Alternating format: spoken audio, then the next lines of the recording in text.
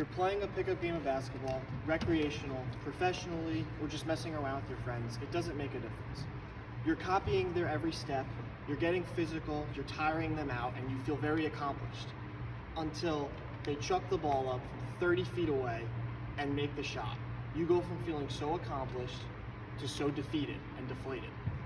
That's what it feels like to play basketball nowadays, as all of these kids are learning how to shoot three-pointers on a regular basis. Today I want to teach you guys how to shoot three-pointers. First, I'm going to talk about the history and where three-pointers originated and how they made its way throughout professional levels. Then I'll give you the items you'll need necessary to shoot three-pointers. And finally, I'll talk about the steps it takes to shoot a three-pointer. Now that I've introduced what I will be talking about, how to shoot a three-pointer, let's first talk about the history. Three-pointers originated in the ABL, which is one of the first professional basketball leagues aside from the NBA. It was the first league to adapt the three-pointer in 1961. It moved in 1967 to the ABA, one of the highest professional leagues aside from the NBA, in 1967 in its inaugural season. By 1979, the NBA finally adapted it.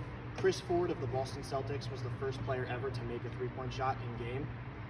By 1986, the NCAA adapted it for college athletes, and the following year, 1987, high schoolers were finally shooting three-pointers in games. Now that I've given you a brief history of where the NBA, or where the three-pointers started and how they made its way throughout professional leagues, including the NBA, let's go over the list of items you'll need to shoot a three-pointer. It's very brief, very short. The most important item you need is a basketball, of course. I brought a Wilson basketball, an indoor ball. That's typically what most high school kids use in games. The other thing you'll need is proper attire. By attire, I really just mean sneakers. You want proper ankle support to avoid twisting an ankle. And you're also going to need a basket, of course, whether it's in the gym, outside. And to be honest, it doesn't need to be regulation size. Whatever you and your friends or your family, whoever you're with, have to their resources, it is okay. Now that I've mentioned the items that you're going to need, let's get into the steps it takes to shoot a three-pointer. There are 5 main steps, 6, which we'll get into the 6th one later.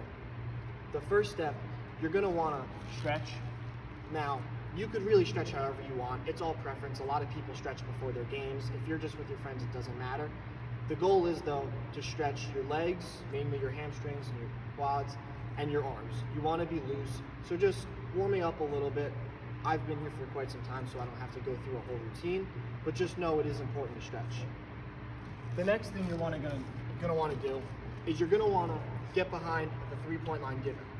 Now, if you're not in a gym or an arena and there's no three-point line on the court, just estimate to yourself the three-point line is a little less than 24 feet away from the hoop. So if you just do 8 paces from under the hoop to any distance, you will be shooting a three-point shot. So as long as you take your 8 paces, you will be behind the imaginary line or get behind the regular line. The next step will be proper grip. Now, a lot of shooters, they have different grips. It's a personal preference thing, but I'll teach you kind of the basic grip and how everyone is taught when they're young. You want to take, I'm a righty, you want to take your dominant hand and you want to kind of line your thumb up along with a lace. Now this is difficult to do in game, but it's a good way to practice. By lining your thumb up with a lace, you'll get a better grip on the ball, and the rest of your fingers should be pointing upwards. Your non-dominant hand needs to be on the side of the ball. This is just proper traction for when you're shooting the ball. You keep the ball in a nice slot, in a nice pocket. The next thing you want to do is bend your knees when you're about to take the shot. So you'll be behind the line. You want to line your body up with the hoop, and you're going to want to bend your knees. Now, as you're coming up after bending your knees, you're going to jump and you're going to flick your dominant wrist. So by flicking your dominant wrist, you'll create a spiral on the ball. And if you're lined up correctly with the hoop, the spiral on the ball, it should be on track with the hoop. And it'll look something like this.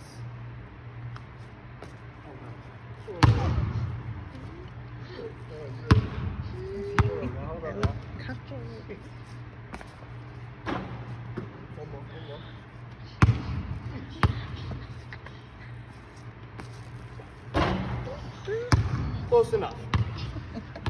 So now, the final step, and this is more so if you're playing in a game, and this is if you just want to have fun with your friends.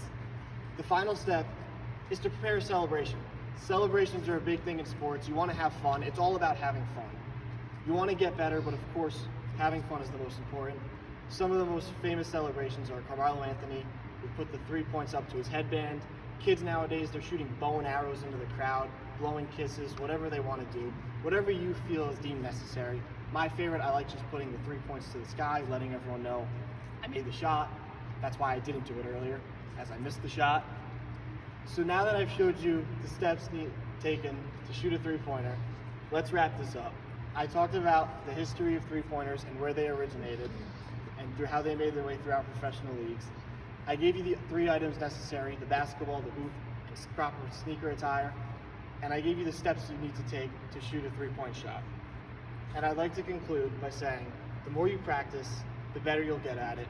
And it might not show throughout every shot you take. As I just showed, I missed all 3 shots. But all it takes to be better than a professional athlete is to make more than 30% of your shots. And 30% is just 3 out of 10, 30 out of 100, 300 out of 1,000. So if you go 0 for 5, but the next day 5 for 10, you might be frustrated. But just know you're on the right track to really bettering yourself and being better than some professionals.